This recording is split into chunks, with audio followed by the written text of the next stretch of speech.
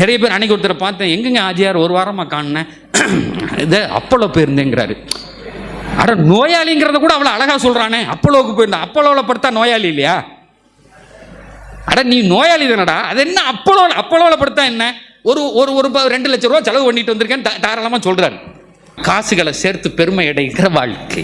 அவன் கம்பெனியை பற்றி கேட்டு பாருங்க, எத்தனை கோடி வச்சிருக்கான்னு கேளுங்க. நமக்கு பேங்க் பேலன்ஸே 3 கோடி இருக்குங்க. அதை வச்சு என்னங்க செய்வீங்க? வாழ்ந்துடலாம்ல. 3 கோடி ரூபா இருந்தால் சாவ மாட்டேன்னு நினைக்கிறானே, முக்கியமான விஷயம்ல. குர்ஆன்ல அல்லாஹ் சொல்லுவான், ஜமஅ மாலம் ஃபஅத்தத யஹ்ஸபு அன்ன மாலஹு அக்லதா. காசுகளை சேர்க்கிறான், சேர்த்த காசை எண்ணி எண்ணி பார்க்கிறான், பார்த்து விட்டு சொல்லுகிறான், இந்த காசு என்னை வாழ வைத்து விடும். ஜமஅ மாலம் ஃபஅத்தத, சேர்த்துட்டு எண்ணி பார்க்கறான். அதுல ஒரு சுவை இருக்குதுங்கிற குர்ஆன். யஹ்ஸபு அன்ன மாலஹு அக்லதா. அடே 10 கோடி ரூபாய் என் பேங்க்ல இருக்குடா, எவனும் அசைக்க முடியாது. ஹார்ட் அட்டாக்கா வந்தாலும் பார்த்துக்க வேண்டாங்கிறானே அல்லாஹ்.